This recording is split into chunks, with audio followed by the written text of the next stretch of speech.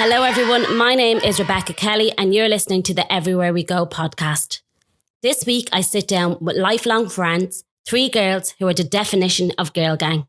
A friendship that could be envied by some and recognised by others. A friendship tested by pregnancy psychosis, a time when they could have given up on each other, but instead they worked hard to come out the other side as friends, and whose core values are just to be kind. We chat through the good times, the bad times, and the bits between. From Sister Veronicas Sherkin Island to getting serenaded by Elton John and nearly getting arrested on Christmas Eve. The Buffalo G days and what they really mean to each other. Editing this week's podcast, I really fell in love with each of them, and I know you will too. There was nothing like growing up in the 5 lamps, unless there was. On this week's episode, I sit down with Kathy Smith, Beverly Coughlin and Olive Tucker-Lee. So girls, everywhere we go, people want to know who we are and where we come from, and you're from? The 5 lamps. Let's dive right in. How long are you friends and how did you become friends? Well, we are friends a very long time. I'd say we're probably friends since the age of maybe 6 or 7. Mm-hmm. We are lifelong friends and still friends to this day, unfortunately for them. That's the truth. Me and Olive lived on the same road and Beverly was literally across the road. But we all kind of went to the same school. So Olive is that little bit older than me and Beverly. Small bit older, very small. So kind of we all grew up together, and because it was so a close-knit community, so we're one went, we all went, you know, like that. So yeah, kind of good in the good days.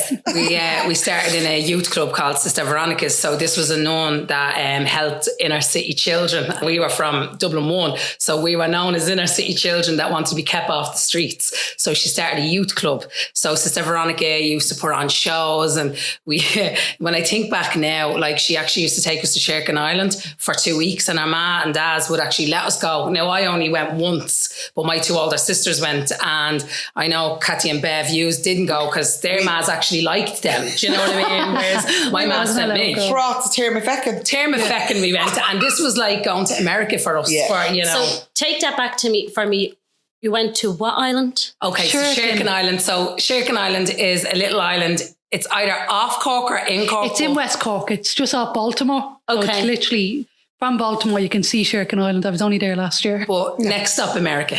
Because that's how long it took us to get there. It was how many hours? It's 5.5 hours on the new roads now. So you can imagine it was a week back then. A week. And the coach with like 40 kids. And you're talking about inner city kids. Underprivileged. Underprivileged. We still know the songs we sang. Yeah.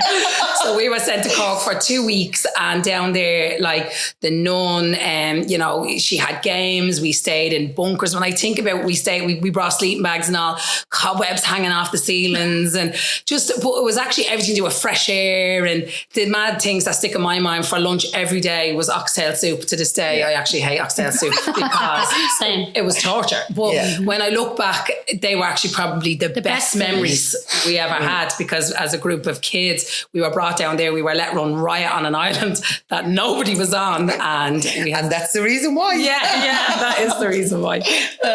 Bring it back to the nun, bringing you down there. Was she alone? Was there other parents? No, there was there? volunteers from the area. Yeah. So Okay. there was kids that was in it, and their mothers were volunteers and kind of youth leaders. Yeah. So they would come down and kind of man the ship, help Sister Veronica. Well, they're saying that Sister Veronica could have done it on her own. Yeah, she was strict. regimental. She was the nun's nun. Yeah. And that was it. Did you like her though? Give or take. Well, you know what? When I look back on it, I think she had to be a strong personality in the area we grew up in, because, as we were saying earlier, it was kind of fight or flight. So Sister Veronica had a bit about her. She needed a bit about her. Do you know what I mean? But the likes of going to Sherkin Island and then going to Termafeckin and all, she was all about the kids. So I mean, you have to give grace to that. And you 3 sitting in front of me, if I was to meet her on the road now, what would you say about the 3s? I'd rather not think of that. I was always singing, so I used to love singing. So I was always told to be quiet, even when you were colouring or doing your little bits, because you used to go to different rooms in the school. So like you'd be doing jigsaws in one room while the others were dancing down to, different age groups. And I was just always singing. Well, let's be honest, Bev, you really don't have a great voice. Now all of tell. No, you do. She's a classic case singer. I have an amazing voice. I'm Beyonce when I'm drunk. Literally. So we tell her anyway. Yeah. That's what true friends tell lies. Don't tell the truth. And, you know, the reason behind all this was to get the inner city kids off the streets, because where we live, drugs were rampant. Yeah, I'm thinking back to that time. It was pretty bad then. Yeah. And in fairness to all our parents and all, you know, they were dealing with a lot of things. So to get us out of the way, to shield us from these things, that was very important. We hadn't a clue about the drugs that were going on because we were so heavily invested in all these game shows and, you know, these people looking after us. All we knew was love and fun. And that's what Sister Veronicas group brought. And just with the drugs, it was heroin, wasn't it? Absolutely. And anything else, to be honest with you. Yeah. It was ecstasy, there was But they mainly marched. It was the vigilantes. Do you remember that? They mainly marched on people that sold heroin, like hard drugs. Yeah. Because there was a march every week, and us kids, where our banners used to So memories for us was what do you want? What do you want? Push us out. Yeah. So through the streets of where we lived, all our parents, everybody, grandparents, everybody stood as a community against these drug pushers. And these would be some people you'd know. They might be our neighbours. They could be our friends, parents. But it got so bad that the community had to stand up because lives were just being ruined. People's houses were being ransacked because people wanted to get, you know, money, get their fix. And that's one of our memories. One of our, like, I think it's bizarre to think that we stood outside Joseph Mansions, which was a supermarket for drugs, as kids. And, you know, we remember, what do we want? Push us out. When do we want it now? Did you just have any fear of it? No, we thought it was staying out late. That was the highlight. It was the highlight of the week. Because we were out late. Yeah, you go on the march. You go on the march. Do you know what I mean? It was like, and then like the men started turning into vigilantes, where the dads of the area were pacing the streets to make sure there was no deals going on. There was nothing going on because they wanted to protect their children. We were carefree years ago, so that was your kind of we'll look at this and we'll do this and whatever. Like even. Like going back to being out and walking home up through Lourdes Church, the back of Joseph Mansions, 4 o'clock in the morning on your own, not a care in the world. Now it gets dark and I wouldn't even walk the streets. Yeah. Like it just goes to show how different life was then to life now. And is any of you still in it? Well, yeah, I'm in Ballybock now. I live on East Wall Road, so I live facing the park. So like we're still in the thick of it. Yeah. Do you know what I mean? But it's totally different from... No, it's not totally different. To be honest with you, it's probably getting worse now, but you're more conscious of it, obviously, because you're a mammy. Do you know what I mean? Like, so take it back to some fun times. What was a day in the life for you growing up? I think definitely the open air discos. Yeah. Like when I say this out loud, this actually sounds bizarre. So a Saturday in town will be rumours that kind of start going around. One of the lads, he had a music box and he had lights. He wanted to be an up and coming DJ. Yeah, and I think he does do that now. Yeah. So Beverly's flats that she lived in, there was a thing called a pram shed. Now I just presume everyone knows what a pram shed is, but they don't. So it's literally like a shed attached to flats that years ago the dealers would have put all their stuff, their prams in and storage in. Then you can put bikes in them now, but you'd have your own lock and key. So he'd get up on to the pram shed. We used to call it the prammers. He would get up on that and he'd have a lid going from someone's house all the way over to his big box with his lights and his music, and he would blare that music, and we thought that, so it was an open air disco, and we thought that was the business. Now, like, you wouldn't have people locked or drinking. We were no drink at all. No. We were just all out. He was playing the music, and that was the highlight of our Saturday night. Even now, before COVID, if we were in a nightclub and we heard a song, what way would we carry on? Yeah. Even just before lockdown, we went to the Camden. Yeah. And there was sort of like Ragamuffin was one of the songs he used to, and we're like crazy people when it comes on. You know, brings you back to your youth. You know, you forget everything, and you're just back in that moment, that headspace of just not having any worries, like. And you didn't have any worries? No. Scruffy from head to toe. The only worry you'd have had is when your ma came out for it and you're like, please, 5 more minutes. That was the only worry. And you were literally around the corner. So like my ma be kind of there, Bev's ma be sitting out, Kathy's ma be there. We'd know, right, they're being looked after, right, 5 more minutes. Yeah. At what age were you allowed to go uptown?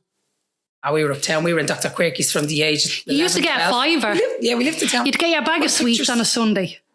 So you'd go to the cinema, the Savoy cinema, but you'd have your bag of popcorn, your sweets, your chomper, and you'd get a $5 to pay it, and you still got a Happy Meal. Yeah. And then we used to go to the Fun Factory out in Dunleary. Yeah. Where else did we used to go? We used to go swimming and get the roll with your king on it. Oh, around Jerry O'Callaghan's, yeah, Tim beef and your roll. The corned beef and your roll. And your tip-top. Yeah, tip-top. Where did you get that out of? What shop? Do you know Geraldine O'Callaghan?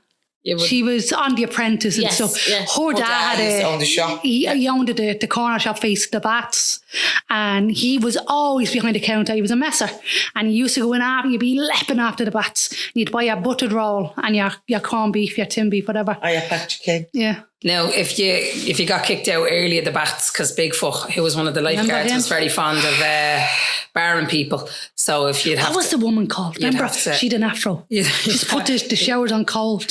But like, this is me weekly wash. And you're putting on cold to neck you. No, but she did. She we all shared a bit of shampoo. No one even knew what conditioner was back in the day. They were grand. Mad afro, all of you now coming out. Oh, mummy. And how many of you would go to the bats? All of us, everyone went to bats. Yeah, the bats was the thing. Like, yeah, it was probably 50 There's no bunking in there. We had to pay. We had to pay. That was You hard. had the door locked. You used to press the button and the door used to open. Yeah, get your blue little tray. Not these animals again. Yeah. And what were you barred for? Were you ever barred? Oh, yeah, barred for messing. Or what would happen is... Diving. You weren't allowed to run and dive. So if you done that, you had a band. So say if you were the green band and the green band went off, it was to get out. If you didn't get out and you were hiding it, then it was like, Tucker, you're barred. And you're like, don't bar me. And you'd be barred till next week. Do you actually know what I found going back a few years ago? Remember the swimming badges that we got? Yeah, I never won any of those. No, Joe didn't, I didn't, David didn't, you didn't. So me and Catty and our two brothers used to go swimming every Saturday, and they used to be Kiora badges, right? And I remember only getting with my husband and going on me, like say when was with my husband on my first holidays, boyfriend and girlfriend. And I remember I saying to him, I'm not a great swimmer now, but I don't know how, because I've loads of badges. I swim every week. I went swimming every Saturday. So I came home from the holiday and I said to my dad, where's my Kiora badges? Like, I was a great swimmer. He said, Olive, you never swam a length in your life. All you and Catty Smith did was yak, yak, yak at the side of the pool. I said, and Joe and David had them. I was like, oh, right. So that I expected it, I guess. Oh, did you? Yeah, well, I never got any. Yeah. Where was the pool? Sean McDermott Street. And just explain it, because again, not everyone knows, and I know exactly what you're talking about because we had a swimming pool in Coolock, that you got the band. Oh, yeah. And the alarm went. Yeah. So there was like 5 different colour bands. Yeah. So there was like 5 bells or 5 alarms, lights, and blue, red, yellow, green, whatever.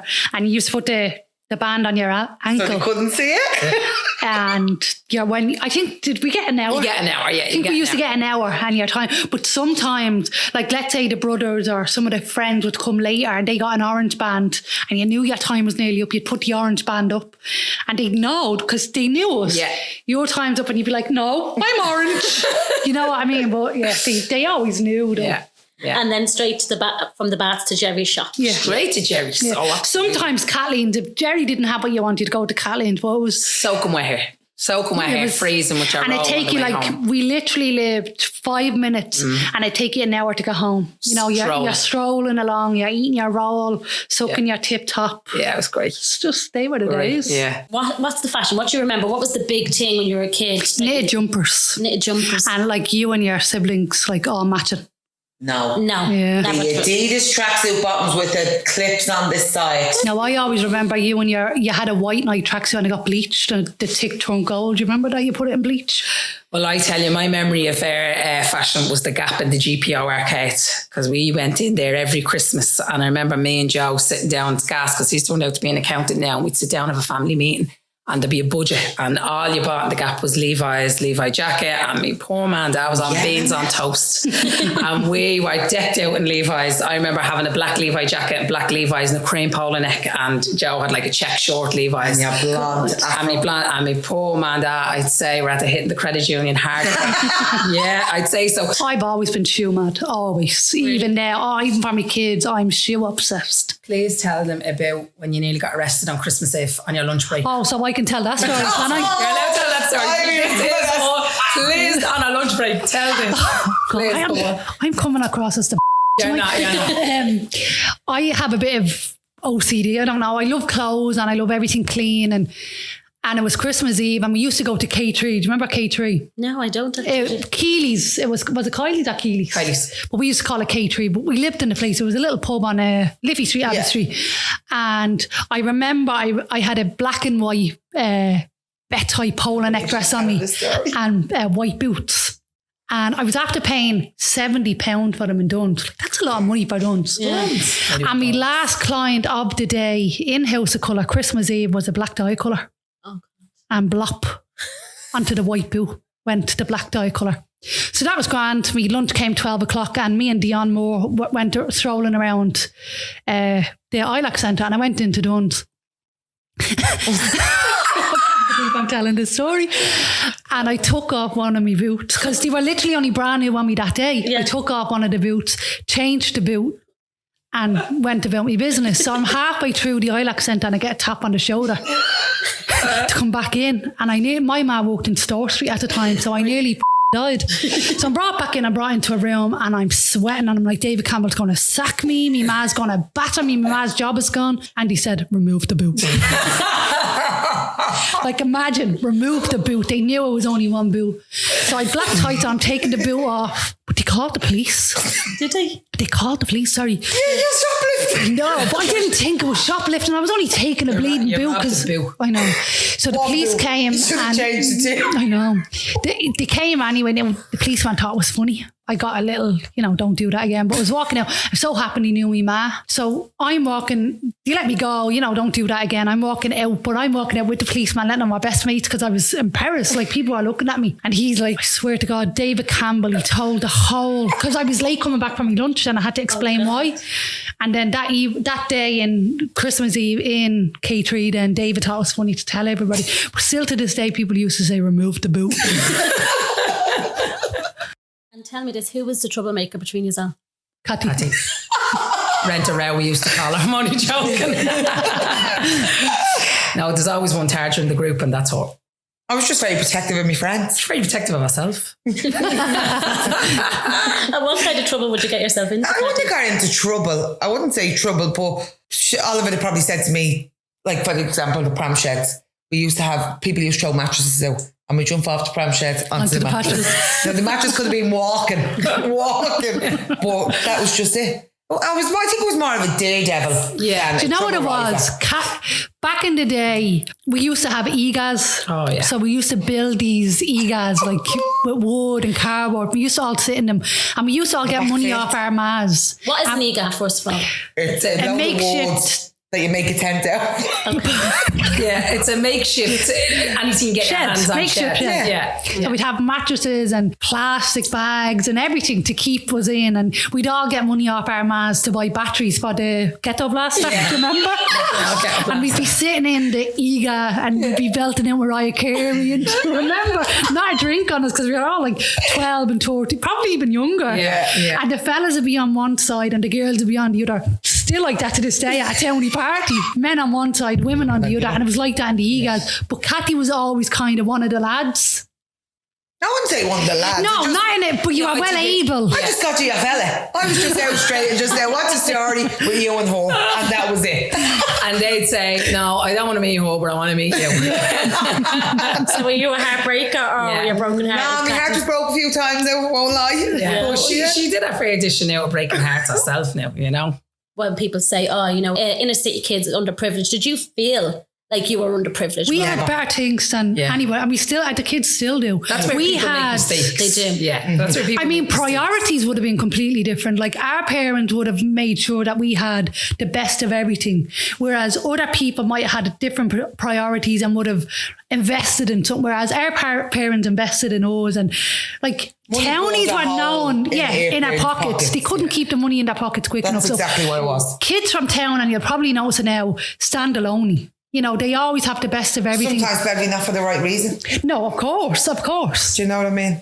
But just, it was like what we had, we spent. There was nothing, there was never a rainy day. Yeah. Do you know what I mean? It was, if you wanted it and we had the money for it, so be it, you got it. Yeah. And it wasn't now being spoiled or like being mean or whatever. It was just, obviously they worked hard. So they wanted to give you the nice things. And then again, we were all class with the one brushes or in a city awful underprivileged, kids walking around the street and no soles on their shoes. Lies. Never left. Lies. Don't get me wrong, we probably did have a bit of cardboard in it and the soaps come off and Mr. Hayes' was closed. Or the whitening on your pumps. There was one shop for shoes in Ballybuck that everyone went to. You got your school shoes there and you also got your pumps for your dancing for Sister Veronica's. And you went over in your shoes, you got a new pair of shoes and you left the other one stairs. And you left with a tub of whitening. Yeah. And you used to do that with the pumps and they'd crack.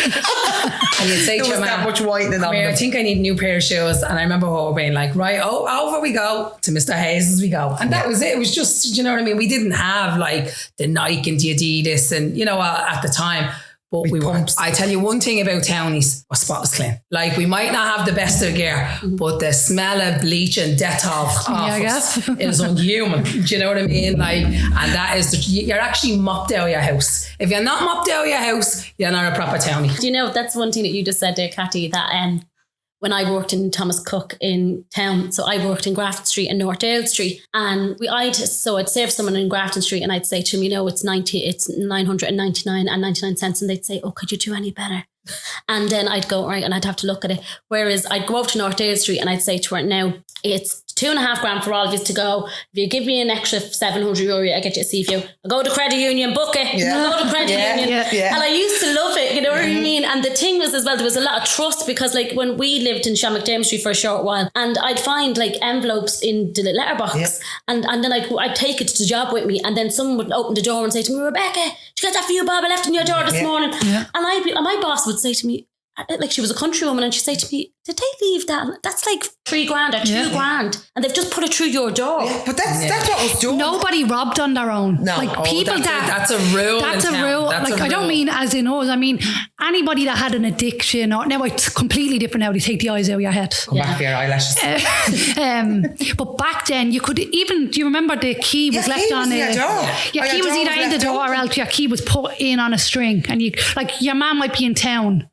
And you'd be in school, you'd come home and you'd take the key out of the letterbox and open your door. It was attached to the back of the door. So literally you never string, you put your hand in and pulled your key out. But everybody knew your key was there. So whoever wanted to go into your house would have went in, and that was it. Like my house and your house was open houses. Yeah. Like I would knock at Olive's or Olive wouldn't knock at mine. I moved in, this is hilarious because I was probably about 10 and my mum decided to get a double extension. Now this back in the day was unheard of.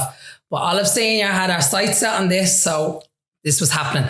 So I remember we sat down, had a family meeting, and my ma said, we're not going to have a toilet for a couple of days. So I said, that's grand. I up sticks and moved to Cathy's house. And that's exactly, I moved in with her. I was only supposed to stay with her for a weekend. I lived with her for about 2 months. I never came home. No. I never got, and the difference, it was so funny because when I moved in with her, I said the end of her, and that was grand. Like it was the norm. But I remember like, you know, if, you know, during that time, me and Cathy had an argument, or if we had a bit, I'd say, that's grand. I'm just going in to play the Nintendo with David. See you later. And I'd go into our brother's room, sit there and play Nintendo. And then like our ma would say to me, watch on what? Oh, she's in the horse. Do you know what I mean? And then like that. She'd say, what's new? Yeah. And then 10 minutes later, we'd all have our dinner and we'd sit down. And I remember my ma saying to me, are you coming back? And I was like, no, ma, like, Linda, aren't your knickers and all in the morning before you go to school? No, I'll see you later. You know, and then laugh, you know, little things like that. And then, of course, I did outstay me welcome. I had to come home, but I think she'd hung on to me for a few months. I'm sure she would. She's still hanging on to you now. Yeah. But things like that were just like, I up and stick. See you later. My mum knew I was going up to Linda's. I was grand. You know, she minded me like I was her own. That was grand. And is that what they did in the community? Because that's what you just said. Yeah, that was it. Like, You were always Brian for a bit of dinner. You know, I was never shortage. No. Shortage of dinner. There was always too much. Yeah. Rather than too little. Because even to my ma to this day, it's still the same. Like you go into my ma's of a Sunday and she's 2 lumps of ham. Now, I was told me dad, there's 2 lumps of ham. There's a big pot of potatoes. There's every veg going. You're going, she said, well, I'd rather have too much than too little. And then she's like feeding the nation. Yeah. Where she'd say, my ma'd rather cook for loads than cook for her, me dad. And that's just the way it was. Yeah. Do you know what I mean? But it's just completely different now. Obviously, people are so wrapped up in their own lives that kind of the sense of community is gone. It's gone. It is gone. It's completely gone. And it's only kind of since COVID where you kind of start to see little communities coming back together now. Like even on my road, like I moved onto my road there 5 years ago, and for about 2 years, I didn't know one person on that road. Nobody. Because obviously so many people is coming and going to work and doing their daily things. Where when COVID happened, everybody was out because nobody had nothing to do. So everybody knows everybody now. Yeah. Do you know what I mean? It's mental, obviously, the way life is now. And it's so busy and hectic, where years ago it was like you sat out, you had a cup of tea and you knew your neighbours. And if someone came on the road that was suspicious or they weren't from around, forget about it. Everyone be like, a day lost. Like, they could be anyone. It could be someone trying to the police. Yeah, That's the that's the police, or they're trying to chance their arm.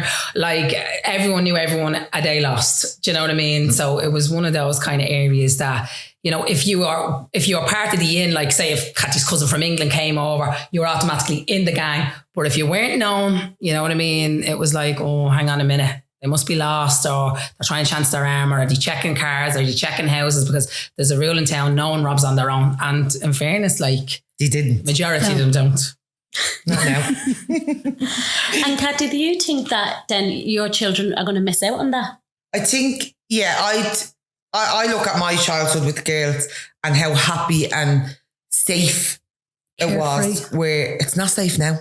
Like, my kids on my road has a rule to go from my house to like 3 doors down, and that's, now Ruby is 9, Lily is 7. That's as far as they can go. Their ages. I was probably up in O'Connell Street at that age. Yeah. Do you know what I mean? But now it's just completely different. You don't know, like Ballybock, North Strand, everywhere, everybody knew everybody. Now it's like, who even are they? Yeah. Like Ballybock, when it's dark, and I'm being honest with you, I wouldn't walk up Ballybock in the dark. And that's an awful thing to say, that where you were born and reared, you're afraid. Yeah. And that's just the reality of it. Do you know what I Sad, mean? isn't it? It is sad. It's very sad. And I wouldn't like to put that fear into my kids, because I'd like them to know they're safe. Like, our parents did the best they could do with what they had at that time. Now we've an awful lot more, you know, opportunities, an awful lot more kind of things. Like, you know, we're going to shield them from that. There's things like I don't want them to see. So I make Even a point bullying. a different way. There was no bullying when we were kids. There was no online, you know, forums and stuff like that. So you have to be All you overly had was cautious Snake, now. Beverly. Snake, and like we were walking through Fairview yesterday, and my little girl, somebody had chalked a family and then a hopscotch, and she was doing it, and I was like, who taught you to do that? Have you seen a hopscotch? I couldn't tell you. And she was able to do it. And I was like, who taught you how to do that? She's, I seen it on YouTube. Do you know? And that kind of struck a chord with me. It's like, they don't get the games. You remember Pats? Yeah, like we Corbs, whatever. We'd have been out early morning, you know what I mean? And we'd have been literally been taken in. The streets would have reared us nearly. The streets did rear us. We were out playing and like that with bullying and things like that. In town, it's fire fly. You hold your own. But in town, Olive, years ago, you know what I mean? You had a fight with someone, and 10 minutes later you knocked at the other door, Yeah. you're coming out to play. Like, that's one thing that reminds me a good bit of town, is that nobody's man dad got involved, because say, No, hang on. well, no, yours. No, my man, not mine. The neck. Your man was out morning, noon, and night. in the flats where I grew up, there was a couple of ma's. Now, not my man. My man, friends with everybody, but they came. Like, I won't say names, but you know who I'm talking. Like, they tore each other. Yeah, but not us. If we fought, like, you know what I mean? But that's what Kathy said. Like, they used to kill each other, and the kids would be back playing. Where now, obviously, with social media and the likes of all these apps, that it's just horrendous. It's horrendous, like, to think that there's no interaction with kids anymore. No. It's all through a phone. It's all in a screen. There's not, like, as we said, the open air disco sitting there like that. I mean, but you do have to think that's just the world evolving, and that's going to happen. You know, our parents would have experienced stuff that we never did, and that's you know, that's normal. But it makes me sad that. You feel sorry for the kids. I do. Like, now you have to organise play dates. Yeah. There's no knocking at people's door. Like my mum and dad, years ago, it was unheard of, built a playroom into our house, because they were like, you are going nowhere. Everyone can come here. Right. So we were the only house. Saturday night arachnophobia. Yeah, we were the same room. We were the only house that had a playroom. So we, like, people, my friends knock on the door, Joe's friends, and I'd be like, she's in the playroom, and they'd come in, and my man knew they're safe, they're warm, they're here. Whereas that nobody really had, like, no one else had a playroom, and it all was welcome. But my man's the type that she looks at you. So my ma's very particular about who we hang around with. If she doesn't like it, you're not coming in. Kathy's ma's, if she doesn't like it, you're not coming up the stairs. Do you know what I mean? I always remember that about woman. If Beverly's ma doesn't like you, she's telling you out straight. Don't knock at this door again. You know what I mean? So there's all little things like that nowadays, like that you have to organise play dates. But back in the day, like someone would knock on the door, my ma'd say, she's in the playroom, you just saunter in. But my ma would have preferred to have us there and know we were safe. So even though things have evolved, they still had the right kind of mantras. Do you know what I mean? And that playroom was still there and 8 kids playing it. Yeah, and then like Saturday night, if we didn't have the open air disco, we used to do like a party night. So say, for example, we'd get like a video, you go around the video shop, pick a video. I remember one night Kathy stayed and we got an arachnophobia and she was still have nightmares about it. And we would have got like popcorn and this, that and the other and all, and we'd have sat there. Yeah, snacks, Yeah, you'd had your snacks and it'd been not much. You'd have had that, had your film, went to bed, delighted. Up Sunday morning, do the Brassos. Oh God, the Brassos. Who doesn't know the smell of the Brassos? Yeah. Do you know what I mean? Yeah. Like, and then you go to mass and sure, that'll be the end of it. Then you're out on the street. But even that room became famous when we start going out. Oh yeah, so what happened? So like we had the playroom. My house seemed to be like the place where everyone just came because my man and dad were they were just like, come on, come on, because they knew everyone's parents, knew all the kids we hung around with. So then we'd start going out where first we'd start going to back 8 in town. We ventured to Finglas, went to Castle. Oh Best God. nights of our life. But everyone would come to my house, get ready and go. Do you know what I mean? And then we'd all end up back. And it was great because all of them and dad, they take their hearing aids out, didn't hear a thing. And then the next morning, there's like 12 bodies in the bed. Remember the blue pull-out sofa? Yeah. And like the fry we brought in, the born sausages. Don't like me, I'll have the sausages to be older. But like, it was just, it was just amazing. But they're kind of more, they want us there. So if Kathy's ma rang or Beverly's ma rang, she's here, she's grand. Do you know what I mean? And then phone calls was always made. Yeah, always. And you're going to follow that through in your parenting, do you think? Yeah, like our kids will be very close. Like we make a point of play dates or we make a point of doing things together. So they have each other because like that, even though like we were great friends, and I think it's important growing up that you have good friends. So I think definitely we try and follow it through. You'll always have associates, but you'll always have your friends. True friends. Like Olive said, we have had times where we mightn't have seen each other for weeks, but it's never been awkward. Like we pick straight back up. It's history. Yeah. So how have you remained friends for so long, do you think? We've never forgot where we've come from. And I think when you get someone and they get you, it's there. Do you know what I mean? And we've so much history and so many experiences and so many crazy times, things that we just bonkers, be too crazy to mention. So whether you did terrible things or crazy things, tell me about. Well, our first girls' holiday, I don't think you came to Crete that year, but we went to Crete. And how old were you? 18. Well, Olive was 18. She's like years older than me. But I was an avid Aslan fan. Right. And so they were playing in Harsonis's in Star Beach. So Olive wouldn't even know a word of their song at this stage. And we all paid in and Olive climbs over the wall. Just too big and busy singing. And there's Olive sitting on the stage with Christy Dignam. Hadn't an iota. Gareth Brooks, Elton John. I'm not joking you. She was on the stage with Elton John. We used to bunk into Crow Park as kids. And this little curly, white-headed child sitting on the stage with Elton John, and it was dopes. Right, you need to tell me that story. Okay, so from the beginning. So Crow Park, she's always been destined for big things. So Crow Park has always been, when they started doing concerts, so the Tina Turner came years ago, Elton John and Billy Joel. Gareth Brooks, Gareth Brooks, yeah. Jesus. We would never pay in as kids. We were always brassy, kind of like just get chase off the security guards and they just let you in. We've nothing to lose, we don't care. So it would come all, 10 of us would charge, 5 would make it in, 5 would get dragged back. Do you know what I mean? It was fight or flight, you got in. I always got in. I always got in. I was very fast on the feet. But it was like a challenge, it was a bit of laugh. And then as well as that, sometimes they might employ people from the area to do security. Yeah. So you always know, so you're in and anyway. So one year Elton John and Billy Joel were in Croke Park. My man and dad actually went to see it, and I was with the girls. Anyway, I got in, and we used to always say, whoever gets in, and then we'll all meet up later or whatever. So I got in, I was on my own, I was pottering. I'll never forget, I had a cream of Leslie tracksuit on, right? Full blonde afro as well. How old were you? I was probably 12. about 12, yeah. And I just, up the front, you just make your way, you're on your own. With that, I'm up against the barrier. As people start pushing, so any dramatics was like, I'm dying.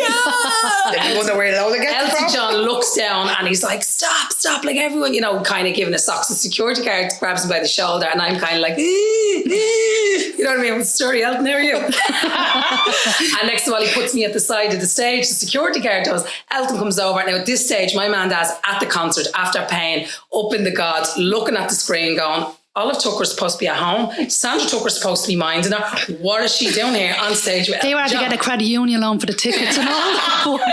So anyway, I'm sitting there saying, yeah, Elton, I'm grand, don't worry about it, carry on. So next of all, he says to me, I'm going to sing a song for you. I said, I don't believe you. And he sang The Lion King. Oh my God. I'll never forget it. It's still to this day. So I'm sitting there saying, oh, this is unbelievable. So your man who, Elton John was singing The Lion King, and your man who was playing the guitar come over and gave me, the little the pick. And he was like, you hang on to that. And I was like, well, that's grand. My work here is done, lads. Met Elton. See us later.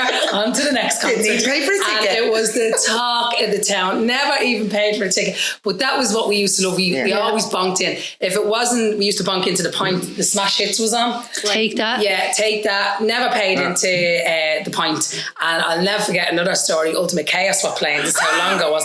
I never paid in. Got in. They threw their towel. Absolutely scarpered for the towel. Some poor unfortunate was at the paying in. Had half the towel.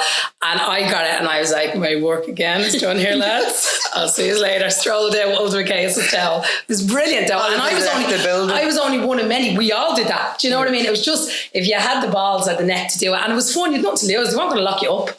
And Garth Brooks. Loved Garth. Amazing. Loved Garth. Still love him to this day. Yeah, never got to get on stage with him, but we were in there. The best concert. I still talk about this concert. Even in Cathy's, having a few drinks in your ma's. Yeah. And we just put on Garth and we'd be belting it out. Do you remember? Yeah. The most depressing probably singer going. Dancing around the kitchen. And I'll never forget about Garth. He was only after having one of his babies, and all the townies are throwing up baby, dolls, and they're like, congratulations, Garth. Boom, throwing up teddies and everything. I'll never forget it. I'm sure he got that nowhere else in the world, but he got it in town. Do you know what I mean? It's brilliant. And then take it back to Crete for me. Oh, Jesus. I only thought, I'm blonde and fair, and I only thought I didn't need, remember Lobster? And I was born to a crisp, so they just called me Lobster the whole holiday. But yeah, I'll never forget her sonuses. And me, Ashlyn and Wesley would have loved Aslan, and this didn't pay in, jumps over and it's up on the stage again. And giving us sucks to songs I know no words of. You still do that now, don't you? Yeah, she does. Love mine. But that was, Wesley broke his ankle, do you remember? Yeah. Lost the keys. That was one of the best holidays though, So wasn't it? when we went away to Crete, Beverly obviously got sunstroke the first 2 days we were there, and then decided to just hibernate in the room and clean the room for the whole 2 They weeks. used to laugh at me because I still love cleaning. And I just constantly be cleaning. You're on Mrs. Hinch. Yeah, she missed the boat on that one. Yeah. Oh, well.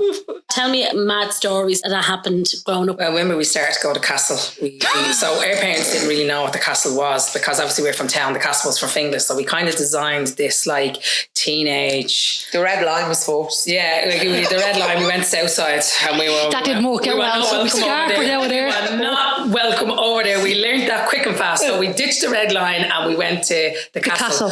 But we went, I have to tell you the story. So we got fake IDs going to Castle. Now, these fake IDs we paid £50 for, right?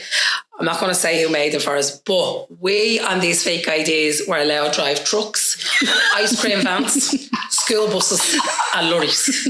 And we strolled in like the FBI with these fake IDs and walked into the Castle. And the Castle probably finished at 2 or 3. And like you'd have the townies on one side, you'd have Finglas on one side, you'd have Ballymun on one side, and then you just have like anyone else on the other side. So we all knew our areas, no one would be going anywhere, and that's all good. And then we'd leave, we wouldn't be able to get a taxi home. It's Finglas and you're coming to town. It was the back road to we Finglas. would walk for hours. We would walk for hours. I remember I was really tall and skinny. I remember I had do you remember a denim mini and a cream...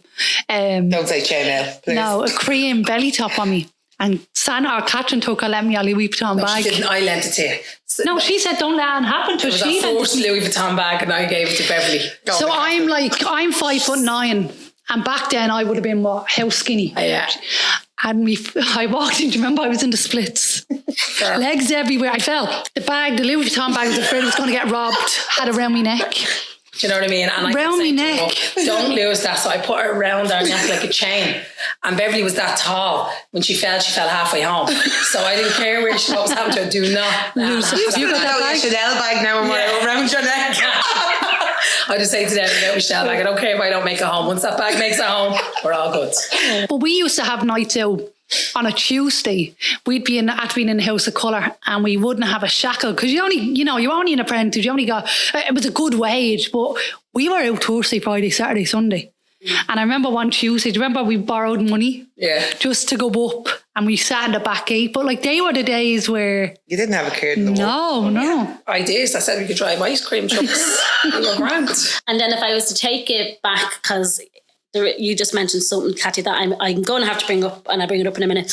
But going back to your dancing, disco dancing. Yeah. Mm-hmm. Big disco dancers. So we started freestyle dancing, but we didn't have we did it in halls and things like that. But I remember one time we couldn't afford the hall and we danced on the street. Priest garden. And in the priest garden we danced on, and Jerry Ryan sent Brenda down, who used to walk from, and we did a radio interview and they were like, come on, if there's anyone out there, give these kids a hall. And we were out busting our moves and doing our bits and bobs. And the next day a church rang and said, look, you can have our hall. And that's where we practiced. Mm-hmm. But because we practiced and we'd nothing else to be done and we loved it, we were lethal. We won every competition. And there was big rivalry between William Street, which was Jump Street, that's where we practiced, and Sheriff Street. Right. There's a huge difference. And we'd all compete against each other. We'd be neck and neck. Now, Jump Street obviously was the best. Are we in agreement? Yeah. People from Sheriff Street might be listening. They might disagree. But that's always an ongoing thing. Do you know what I mean? And that was something that filled our teenage years, that kept us fit, kept us healthy, kept us hungry, because we competed and we loved it. Me and Cathy would have danced together for years. We would have... what happened was, when we used to dance and do the competitions and all, me and Cathy were picked to join this competitive team. So they kind of picked the best of everyone, and then we joined this competitive team in Diggs Lane. Brendan Scully picked us. So me and Cathy would have went away to Bristol to the European Dance Championships. Do you know what I mean? Mm-hmm. And we would have competed and danced and did everything. But what we used to try and do is, I remember one year we were kind of getting to an age where we wanted to have a few little sneaky drinks. Do you know what I mean? So I was kind of doing a sly eye and trying to go out one night. Cathy was trying to come with me, but she was the year younger. Anyway, the two of us got caught. We got caught by our nanny, who was on the trip with us. And our nanny made us get into bed with her and lie with her side by side so we wouldn't sneak out. So there's me, her and our nanny in the bed, and me and her's lying wide awake going, we should be out drinking, everyone else is down there. And the nanny's like, you sleeping? I seen you. So me, her and the nanny are fast asleep in the bed at 8 o'clock. 8 o'clock, when everyone else should be out, everyone else is drinking.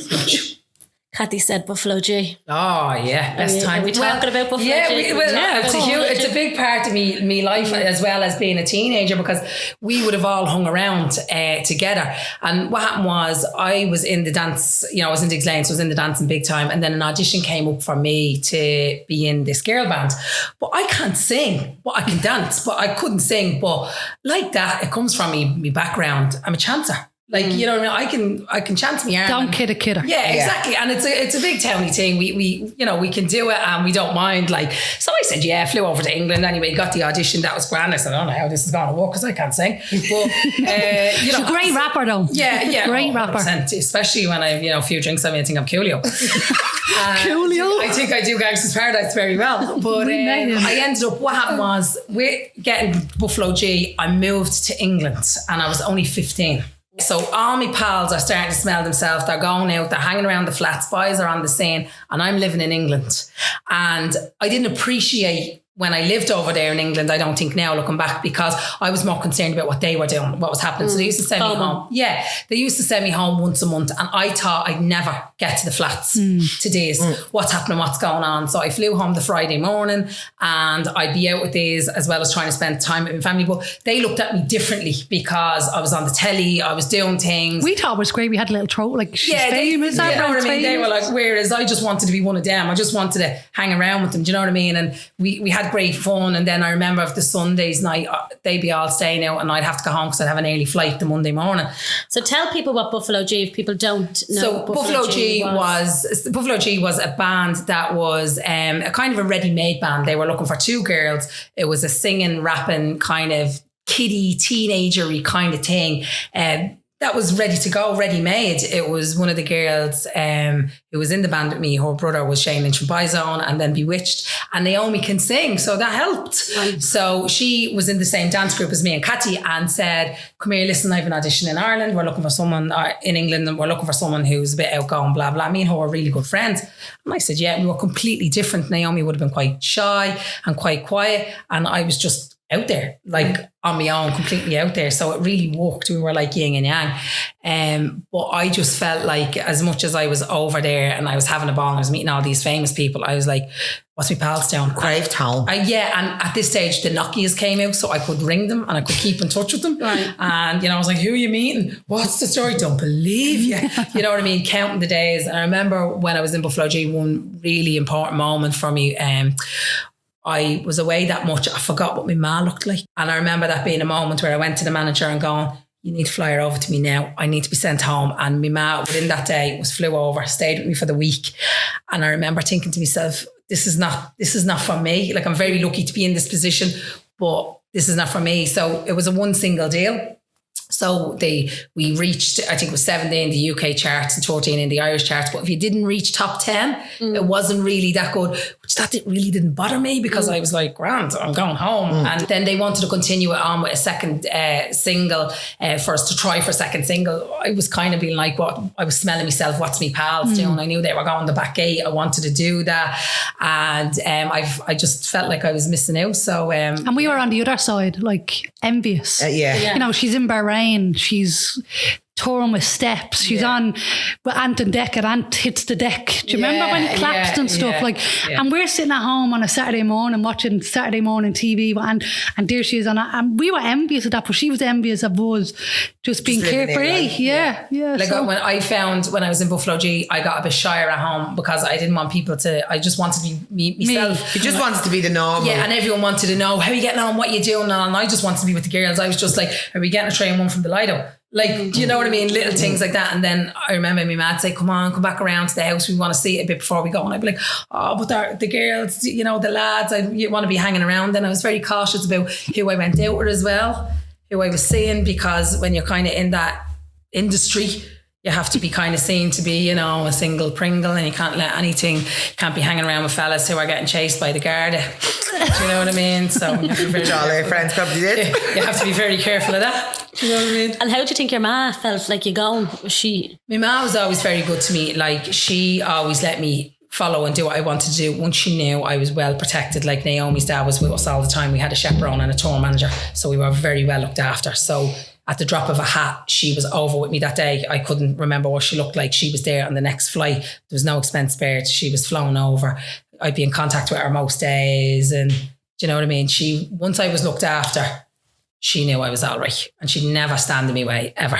Paddy was the proudest. My dad used to have the leaflets. Oh, yeah. Really? And the scrapbooks and everything. My dad to this day, no matter what I do, no matter if it's a hairdressing competition, if it's anything, he's my number one fan. But for me to make it in my dad's eyes, I need to get myself on the Late Late Show. Because I mean, if you get yourself on the Late Late, you've made it in there.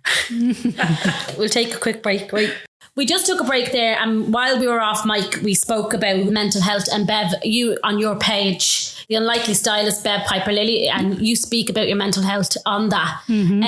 So bring it back to when that started, and then for you girls, what was your involvement? What was it like for you? Hard work. I kind of got a bit of the taste of depression after my niece passed away in 2005. I would have been really close to her. My sister had 2 other kids, so I kind of stepped in and used to mind her. And then when she was on the cancer ward in John's, I used to sleep over there. The girls used to come over and make sure I had everything I needed and stuff. And after she died, I kind of start becoming a little bit introverted. How old were you? 19 when she died? Yeah, I was 19 when she died. And what did she die from? Leukemia. Okay. So yeah, I became introverted then, a little bit introverted. And then I had an accident. I don't really want to talk about that, but I had an accident and that kind of, spiraled it a little bit. And then it was really after I had me first little girl, Piper, I got postnatal psychosis. And I mean, that was the darkest. Like I remember my mother-in-law, her sister picking up my child and I'm sitting looking at her and I literally wanted to kill her. I'm like, put her down. Like I wouldn't let, like yous all know, like Piper wouldn't have a dot on her. Like she used to have, I'm OCD to an extent anyway, but like she'd stand and there wouldn't be a thing out of place. And you'd be actually afraid to breathe on Piper. Yeah. Beverly, like socks got thrown in the bin, like a new vest every time I dressed her.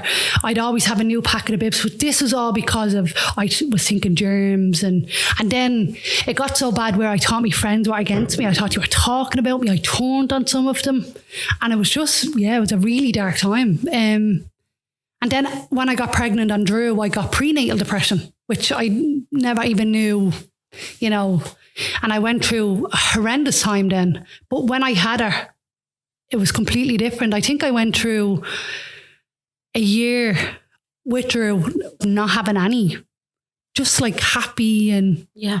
And then a few months ago, I started getting really bad anxiety attacks again, and just having days where, you'd open your eyes and you'd be like, oh, do I really have to get up today? But then knowing you have to get up, you have 3 young kids. But I know how to manage it now. And I don't think there's as much of a stigma attached to it. I'm not afraid to talk about it anymore. I think by talking about it, you're helping people, or you could be helping people. So, I mean. But when you first, Beverly, had that, when we tried to speak to you about it, I remember me and Olive, we had the obviously conversation because I said, obviously I've been picked up on it, Ruby, and I said to Olive, I am convinced that Beverly has postnatal. And we tried and tried, didn't we, Olive? We tried, and it was just, that brick wall was there. And I don't think Beverly was ready to, I wouldn't say to come to terms with it. She tried to hide it. And the more she was hiding it, the more deeper she was going into the depression. Unless you can admit it. Like what was the breaking point for me was, it was around Christmas 2014 and Piper was, I think, 7 months old, and I was in Duns and I got out of the lift and I started running and crying.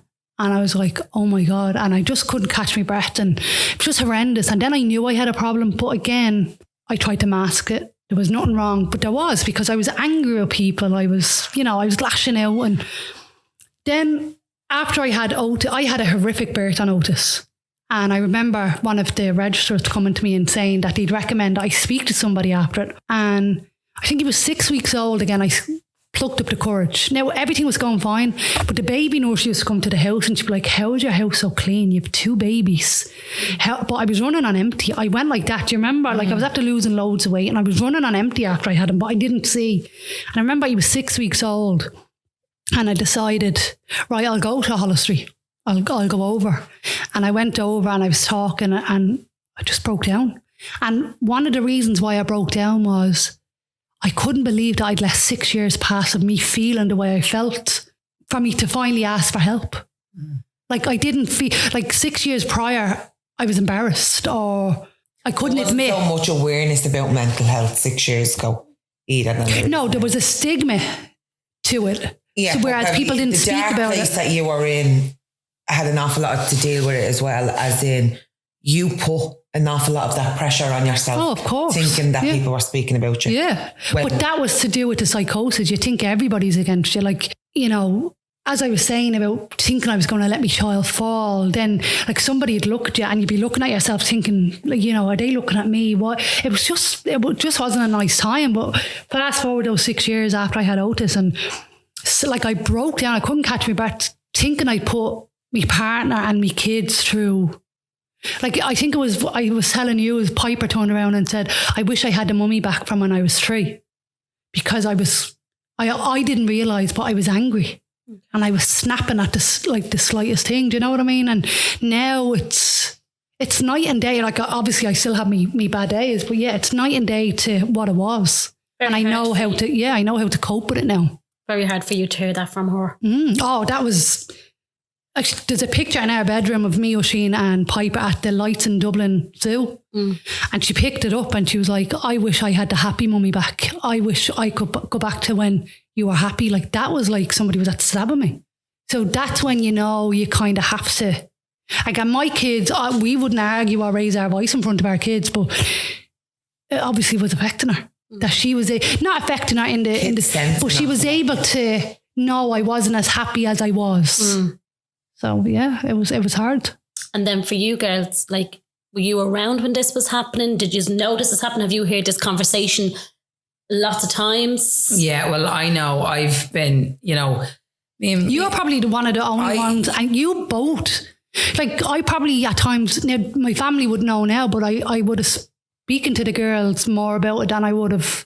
Because my ma used to say to me, and still to this day, I don't let anybody take my kids. My ma's like, you're not superwoman, you need a break. And I know I needed a break, and I still need a break, and I can't let the reins go because of the anxiety that still lingers. What if my mum let one of the hands go, or what if, and these are thoughts that will never leave me, I don't think. But yeah, by talking to the girls, like, you even say when I ring you, God, you're ringing. Yeah, like, I went through a stage where I wouldn't answer my phone. Like, I text and stuff, I wouldn't answer my phone. Like, I'd ring Beverly and the phone would ring out, and then she'd text me, you looking for me? Okay. And I used to be like, right, I knew she was, I've kind of known her because I know her so well. I've been through so much with her. I know when she's in a dark place, and it used to frustrate me because sometimes I'd be thinking, like, is she for real? Answer the phone. But I have learned a lot about depression and anxiety and all that type of thing through Beverly and through Cathy, because they've experienced it way worse than me. I've never had any form of depression that I know of. I'm so lucky. Like, even, when I've had any kids, I did get anxiety about, oh God, I hope nothing happens to them, or, what everyone gets. But to the levels that Beverly, I've only watched that as an outsider looking at her. And I mean, I'd always try and come, and I've said it to Cathy, like, if I'm trying to say something to Beverly, if I think, she's doing something that's erratic, or like she's having words with someone and I think she's in the wrong, I'll always try and say it in the most possible, delicate way. Do you know what I mean? Because she's fighting with herself. You know what I mean? We love the Bev that's out having the fun and having the crack, because when she's on, but when she's off, she's on the floor. Do you know what I mean? So from a friend's point of view, you have to know when to stand back, and you have to know when to say, come on, like, and even with Cathy, like, there was an episode there a couple of weeks ago where she was having a moment, and I said, get up, we're going for a walk. Me, you and Bev are going to the seafront. I know you don't want to go. The hour's going to do you the world of good. Let's go. And she was like, yeah, that's what I need. Do you know what I mean? So as much as I'm not as educated about the stuff that they've gone through, I know the little things that I can bring to the table to kind of snap us out of it, even if it's just for a short time. And Cathy, how did you see, or said there that you're the one that rang Olive and said to her, Bev's in trouble? Well, obviously when I had my first girl, Ruby, I suffered with postnatal. I never forget, I lived out my ma's back, and I got to the stage where my ma actually broke down and cried and said, it wasn't even to me, obviously. I locked the door for 3 weeks solid, pulled the blinds, let nobody in, nobody out. And she said, yeah, she's so near, but yeah, so far. And I just kind of knew, obviously, from what I went through, I wanted to try and stop Beverly before I got to where I got to. But unfortunately, I didn't know the extent that she was gone past that stage, where even when Olive had Lola the first time, and I was like, if you ever feel like this, don't let it go. Just get up, just get washed. And obviously, when you're a new mammy, it's so hard. You're so used to getting up, getting washed, dressed, and out the door. You have to pack suitcases to bring a baby. Like, it's nappies, wipes, clothes. And before you walk out the door, they need to be changed. Then they need to be fed. So it's just like, so overwhelming. Yeah. Mm-hmm. And it's true what they say. Like, when you go into, obviously I went to the Rotunda, Beverly went to Hollis Street. You go into a hospital as obviously the mammy and the daddy, 2 single people, and you're coming out with this little person that depends on you for their life. For you to mind, no manual, to nurture, to love. It's just so overwhelming. Like, it's like your life has been put on hold because you have this person to mind. And it's an awful lot, obviously, for you to take in, let alone for your brain. Do you know what I mean? To think of, okay, this time, say 12 hours ago, she was still in my stomach and I could still do this, where you can't now. Do you know, like and then obviously with your emotion, all that just goes through the roof. So, and then obviously, if you don't know what you're expecting, it hits you 10 times over. Do you know what I mean? And then obviously I had my second baby, Lily. How did you pull yourself out of the 3 weeks stuck in the house? I got a yoke through my letterbox, which was a counselling number for Oasis in Seventh Place. And I just said to myself, I am not doing this. I'm not. Like, I looked and I sat and I cried looking at Ruby and whatever. And I said, I can't do it. I just couldn't do it. So I rang Oasis and I went, I'll never forget, went to them and they actually told me to go to the Rotunda. And I went to counselling in the Rotunda then. And then obviously Ruby was 4 months when I got pregnant on Lily. So when I had Lily then I never got it, thank God, after Lily, but I went to counselling before I did get it. Do you know what I mean? So I spoke about it. Then obviously coming home when you've 13 months old and a brand new baby, it's hard, but you just have to get up and get on with it. And you said there about your mum. How old your mum would be? My mum is 57. Oh, well, then she's a young woman. My mum's in her 70s, but she said it wasn't spoken about. No. When it was her and she had it. But your mum was a support to you, was she? Yeah, she was great. And I've only for her putting that in my letterbox. She put it in your letterbox? She put it in my letterbox and I didn't know. So I could have obviously went months and went into a darker place and just kept it escalating until I seen that. And then obviously I knew what it was because obviously I had a sister and she died of a cot death at 6 weeks. So I've seen heartbreak and I was looking at her going, what happens to her if that happens to me? Do you know what I mean? Like if I can't do things for her. So I had to think of her. Just had to get up and get on with it. And then that's how you then noticed it, spoke to Olive, and then the two of you would support Bev. Yeah. But then again, it was like, as Olive said, we'd ring and ring and ring, and then were you looking for me? And obviously you're in a dark place, you don't want to talk to anybody, but it's just to hear a different voice. Do you know what I mean? I write a lot. So I keep a journal and I write a lot. And, you know, if I have good days, bad days, I'll write it. And sometimes it's like, you know, being able to form and express yourself. I wouldn't be able to sometimes do it on the phone. So by doing it through a text message, I'd still be communicating with my friend. It's like now, if I'm having a bad day, I'll write it down and you can look back over it. But that's what I used to do. I couldn't bring myself to talk to them on the phone. I used to do it on my mum. I used to hang up the phone on my mum. But I text then and I try to talk to them through text. But yeah, it was really, really hard. And you had your frustrations then through that? Yeah, but I never stopped trying. Like I wasn't... You never gave up on it? No, like other friends have like backed away or like, and these are friends that you know, are circle friends that have just kind of, you know, pulled away. But like me and Olive have never, like I think we've only had like 2 or 3 arguments, proper arguments. Yeah. But like that, we've never fallen out because she's never stopped trying. Do you know what I mean? And are you angry with them or do you forgive them? Because I forgive them now because some of them have and are going through similar situations. And I suppose, as I said about mental health, people are ignorant to it. Yeah, I think ignorant, but also there's a lot of that they don't understand it. I agree with that. They don't understand because I don't understand it. So like as Beverly and Kathy are explaining their experiences, I'm learning loads because I don't experience that. I haven't experienced that. I'm lucky enough that, you know, depression has never been a thing that's part of my life. I got a slight bit of anxiety when I had the kids, which I think everybody does. Yeah. But that to me, what they're talking about would be foreign. Do you know what I mean? Now I'm very lucky that I have a great support system. I have 2 older sisters and, you know, I have a great family that I can talk to as well as you do. But I just never experienced that. But I knew Beverly was down and I still wanted to keep her connected as hard as it was, you know what I mean, for her. I think if you stop asking, then, you know what I mean, then you're not really being a good friend. I knew the majority of the time she was going to say no. We're going for a drink. She'd still ask. No. I knew she was going to say no, but I still wanted her to know that the door was always open. And that's so important. Yeah. Of course. I only put that on my social media the other day. You know, people can ask you, are you okay? Some people aren't going, like they're not going to say how they feel. Like, it's all about action. It's not about asking somebody, you know, go and ask them, are they okay? Or sit down face to face and have a cup of tea with them. Words can be empty, you know. There's often times where people would say, when somebody dies, if you need that, give me a shout. But like, are they really going to be there for you? You know, like, empty words mean nothing. The only way I could get to Beverly, she stopped coming out for drinks. She stopped socialising. So the only way I could get to stay in touch with her or for her to come out would be Funky Monkeys. So I'd be like, Cathy, we're going to Funky Monkeys Tuesday, 2:00. And I'd be like, now, Bev, Lola is dying to see Piper. In other words, don't cancel on me. It's not even about the kids, but that's how I got her there. Do you know? Yeah. And when we look back, did get to the stage where Beverly, where we would make plans, and yes, she was all up for it, for going out for drinks. Yeah. Even if it was the three of us, all up for it.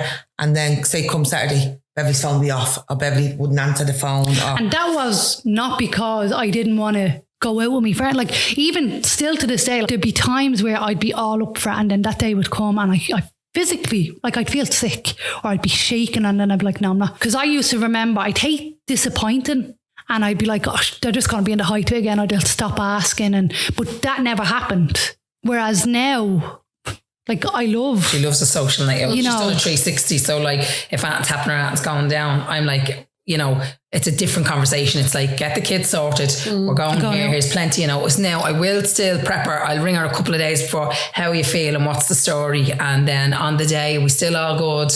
And, you know, it's been successful. So, were any of you hurt by Beverly letting you down? Was it disappointment? No, I just think we knew. But we never had any, like I said, sorry if I interrupted. Like I said, one friend in particular, I had a horrible falling out with because I assumed something I shouldn't have assumed. Because of the psychosis, I thought somebody was talking about me, something was aimed at me. It was completely not. But in the state of mind that I was in, I couldn't, you know, if I could take back some of the stuff that was said between the two of us, of course I would. Whereas we never got to that stage. We never had. It was more frustration, I think, on my behalf. And anyway, because your friends in a dark place, you want to help them. What can I do to help you? But you can't do anything. You just have to sit on the sidelines, keep the communication lines open. And when they're ready, they're ready. I find that hard because I want to help her. I want to fix it. I'm a doer. You want to shake her. Yeah. I want to say, Bev, come on, I've said to her a couple of times, you are going to wake up and be 70 and you're going to be raging. You know what I mean? You're gorgeous now. You're great. Get out, live your life. But that's my mental state. That's not hers. Do you know what I mean? So, you know, everyone's at their own pace as well. But yeah, appreciate it now. Like, all of you used to I don't mean it, like if I'd say, oh no, I'm not going to go on, come on. Whereas now there's no pressure. She understands it that little bit more, that it's not me backing out because I want to back out. It's me backing out because I've no control over how I feel. Do you know what I mean? But it doesn't happen like that now. Now you can't get me home. Like if I go out now with the girls, you can't get me home. Yeah. Like I want to be the last girl standing. Do you know how Cathy felt? Cathy, you didn't answer there. Like, how did you feel while this was all going on? I just, obviously, I was nowhere near as bad as Beverly, but how I felt, I tried to stop her feeling, but obviously Beverly was gone past the way I felt. So I just thought I actually let her down, as if I'd have stopped her before I got any further. But obviously she was gone well past that before. But that's all you can do. And all you can do is be there and just share your experiences. Obviously, mental health now, it's more spoke about. Everybody kind of goes through their own demons and whatever. Where then 7 years ago, we were an awful lot younger. The scene that was on, it was never spoke about. You know what I mean? It was always, oh yeah, what you wearing the weekend, blah, blah, blah. We're going here, we're going there. It wasn't, how are you? Do you know what I mean? And then obviously, when you do have a baby, you do kind of lose some of yourself. Do you know what I mean? And yeah, it's the whole weight thing, the whole feeling ugly.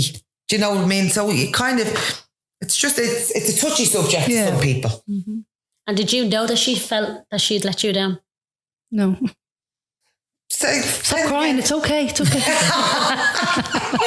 And have a drink after and talk about it. So Olive, I was watching you during this little moment that the girls were having there, and I think you were a bit like, were you shocked by the conversation? It's stuff that I know, but when you hear it out loud, you know, I hate the thoughts of Cathy feeling that she let Beverly down. I hate the thoughts of Beverly being in that space.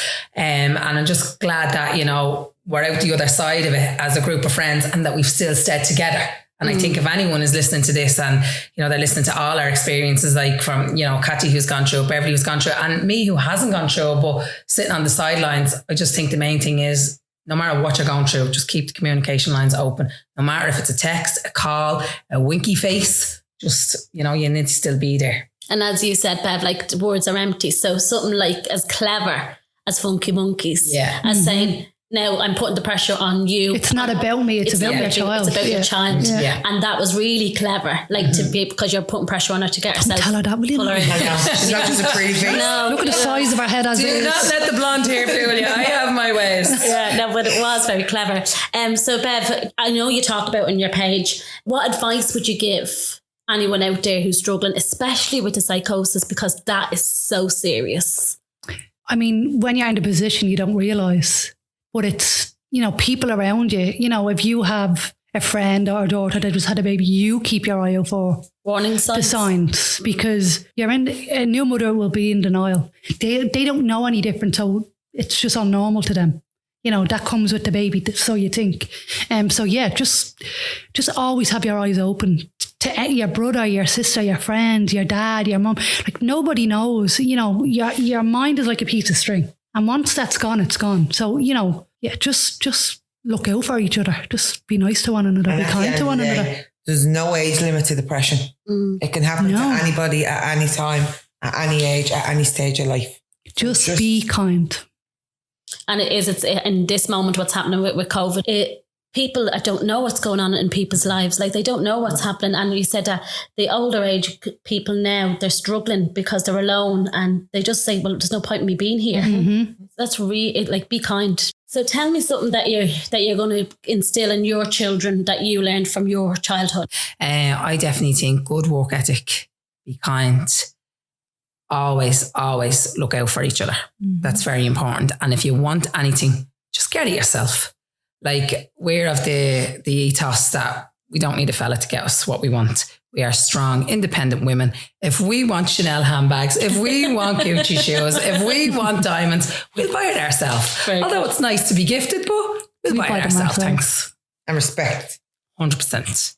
And just for kids, with the way the internet is, don't be afraid to talk to your parents and be open. Try to be as open as you can with your kids. And what type of parent do you think you are? I'd say my partner would say I'm strict. Like 7:30 bedtime for the three of them. And Olive? I'm all about making memories. I don't care. Let's do it. I want to make so many memories with my kids. There's loads that me and Dave. And now you're making me feel but that's my thing. I want to make memories with them. I'm lucky enough that when I think back to my childhood, I've great memories. Yeah. Those things that my mum and dad did, small things that I just think, oh my God, like, you know what I mean? And that's what I want to do for them. I want them to look back. I want us to have a great communication. I always want them to talk to me. And one thing I always say to, obviously Lola is 6 now and, Sonny's too small, but I'm always conscious that if she has a problem, that if there's a problem on her shoulders, the thing in our house is you put it onto Mammy's shoulders, and Daddy is huge. She's 6'3". So Mammy puts it onto Daddy's shoulders. You don't carry anything. All you have to do is 2 things in our house, and that is have fun and have an education. That's all my babies have to do. We'll take care of the rest. Where did you get that from? Dr. Phil. I thought you were going to say Paddy. No, I'm only joking. I'm very, that's a big thing in my house with the kids. I just want them to have fun. Life's hard enough when they get older. Yeah. I want them to think of Disneyland. Yeah, I want them Disneyland fairy tales for as long as possible.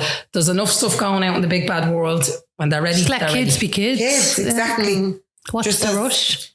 Just love, happiness, memories. Take as much photographs as possible. Just enjoy it, embrace it. Go on the journey with them. Very important. Enjoy it. Tell me about you as a group. Okay, so there's a group of girls. There is me, Bev, Catty. Then there's Lisa and Linda. There's Ash and Sharon. There's Dion, Charlene, Cheryl. Amy. So we are a group of girls that just want to go out. We want to have a ball. We want to get absolutely astocious.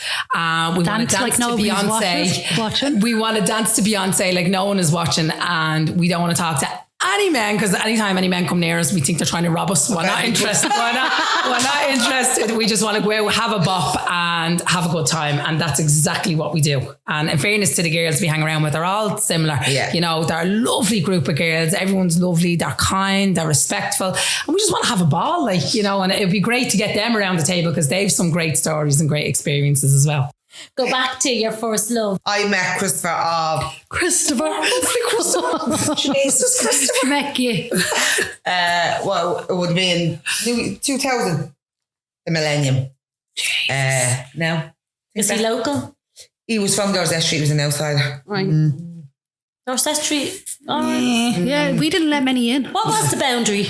Okay, the boundary was Summerhill. Yeah, North Strand, Summerhill, Ballybock. Sheriff Street, Ballybock, That was it. Yeah. Sean McDermott Street. Sean McDermott Street, Joseph Mansions. Yeah, That was it. Charlie O'Callaghan, Sunday best. That was it. That was So it. outside of that, it was That was a like, no-go radius. But Cathy was with, how many years were you with for? 7. And then they split up for years. right. We split up for 6 years. And then we go back together. Then we have 2 children. How'd you just get back together? Through face. No, Bebo. Bebo. Bebo. Oh my God. He inboxed me. Of course he did, you fine thing. I would definitely say my first love has to be my husband. Yeah. Because I had to kiss a few goddamn frogs to find me prince, and I found him. And he's the Tadpoles, only right? one. Frogs. He's the only one Yeah, that's it's getting like me. airtime because he deserves It's it. like me. My partner, I met him in the Spar in Westmoreland Street at 3:30 in the morning. I was at being with a fella from Rathfarnham. We went along, split up, and I was going into buy credit for my phone, obviously to hound him. And I dropped the credit on the floor, and I always remember seeing it. You know, townies, we have a thing for runners, Right. clean shoes. And I remember seeing a filthy pair of runners. I was like, ooh. And I came up and I was like, oh, hello there. We can change those runners. And he was after being in the Ivy Gardens at the Taste of Dublin. So we Yeah. dirty runners from now. I fixed them since then. But we start texting back and forth, and I remember the next morning I was texting him, how are you? I had a message and I was like, oh, thanks Eugene or whatever. I was convinced his name was Eugene, but it was Usheen. But it was like nearly a year before we got together. Talk about what you're doing now. Again, just going back to the social media and your style. Where did that come from? Putting negative energy from not sleeping and having insomnia while pregnant into something positive. You always had a knife. I did. I always kind of had a little knack, and like I remember years ago taking, you know, the backs of your jeans and sticking them on t-shirts like this as kids. So I always kind of had that little kind of knack. But yeah, like my page started from not being able to sleep when I was pregnant and just putting looks together. And I was obsessed with kids' clothes after having Piper. Like, how bad was I? So it just kind of went from there. And then Alana, this company called Alana.ie, they're based in Cork. They got in touch with me a couple of months ago and asked me to come on board as a virtual stylist for them. Brilliant. So like people then go through them, book me to, like, you have to find out all their likes, dislikes, sizes, bust size, and I give them outfits then and they pay me to do that. What's your page called? The Unlikely Stylist. Got that 10,000 followers? Yeah, 11.7 now, or 10.7 now. You deserved them, didn't you? You did? No, I did. Do you know what? I think COVID, and I hope you don't mind me, I think COVID has awoken people to influencers, what they're truly about. And I don't mean, I'm not dissing, but like I've asked so many big profiles to share and they ignore you or tell you they can't be responsible for your content and making you big. Like, you wouldn't believe some of the response, how horrendous. They were in the same position we were in. I don't hashtag, and I do this because I'm passionate and I love it. Some of these influencers are doing it for what they can get. And I think COVID has opened people's eyes to the fact that they don't have any real content. There's a difference between how you approach somebody about it. Like, don't be mean to them, but say, like, you're asking me to buy this product when you're not using it yourself. How hard was it to get to that 10,000? Very hard, because I got there through people from the area and my friends sharing my profile, but trying to get a big name or anybody, and there's a couple of big names that did share, but trying to get anybody that's known to share your page, it's like, oh, you know, that's not what my page is about, or it's pretty disheartening when you're working so hard. Like, it takes 2 minutes, not even 2 minutes to share something, but they won't. Who knows why they don't do it? You know, I honestly, I do be puzzled, because like a girl from Liverpool, when I say the most, remember you commented, she's the most amazing designer. She's asked me a couple of times to share her page, and I'm like, yeah, no problem. It takes seconds to do it, and I've done it. And she reached 2,000 followers today, and she's like, can you send me your size and your details? I want to commission a blazer for you, because I love blazers. Yeah. And I was like, I didn't share your page to do that. You know, I shared it because I think you're fantastic at what you do. And yeah, because you wonder where they came from. Yeah. I suppose how they started and the support that they got. Because they've had to reach out to people and ask, and they only have the followers they have through the likes of me and other people on Instagram, liking, supporting, following, sharing. That's how you grow.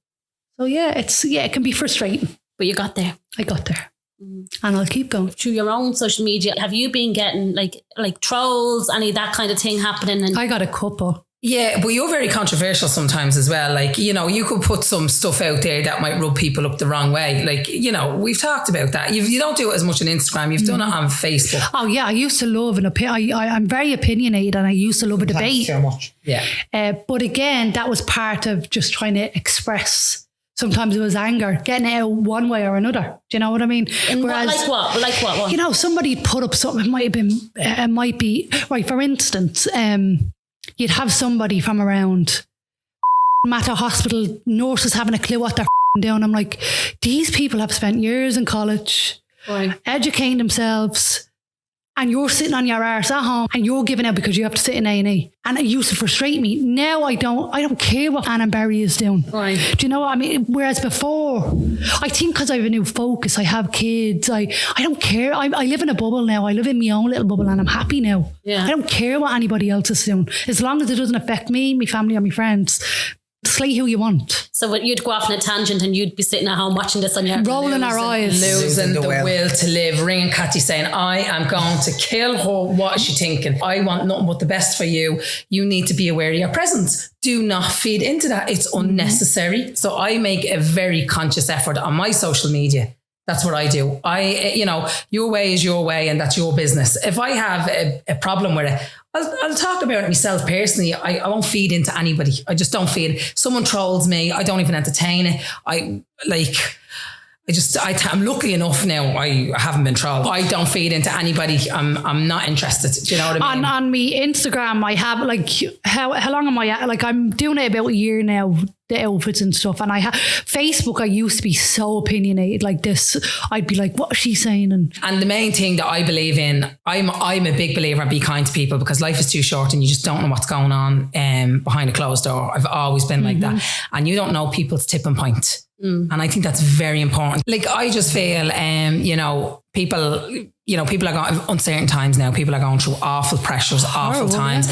Yeah. I always believe that if nothing good comes of what I'm going to say, then I'm not saying it. And I really focus that on my kids. I just want them to be kind, good human beings. Everyone else can be what they want. But I just think you just never know what goes on behind a smile. And then Olive, I'll come to you. So I am the creative director of House of Colour, which is a pretty big deal. So it's a lot of pressure. I love what I do. I've been working in the company just close to 15 years. I'm lucky enough that I get to do the shoots, the shows, the creative team stuff. And now I'm actually educating a good bit. So I am pretty, pretty alive on social media, but it's not the B end and D end of things for me. I always look at social media as I do social media doesn't do me, because I don't want that to be a dark place for me. I don't want to be trolled. I just want to share. I look at it as a sharing community. If I find a hairstyle, or I do a hairstyle or a colour, and I think, oh my God, I think people would like this, I want to share it. If I'm in Zara and I see a dress, I want to share it. If I see a whopper haircut, or if Bev puts an outfit together, I want to share it. I look at it as a sharing community. I don't want to get anything from it. If I come across something that's really good and I think, oh my God, I think people will love this. This is a great idea.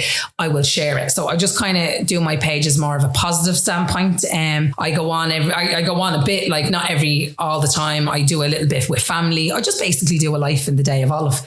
Sometimes I live the life of 5 people in one day. Sometimes I take a day off and just have fun with my family, or sit on the couch in my pajamas all day and watching Dr. Phil. And I share, it's my space, my community, and the followers that follow me are pretty much similar. So there's no pressure on it. It's just a very easy little community that I'm building for myself and for people who want to. And Olive, where can we find your page?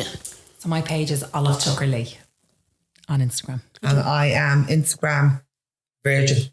And the only reason I joined Instagram was because Miss Tucker Lee sitting there hounded me for so long to join it.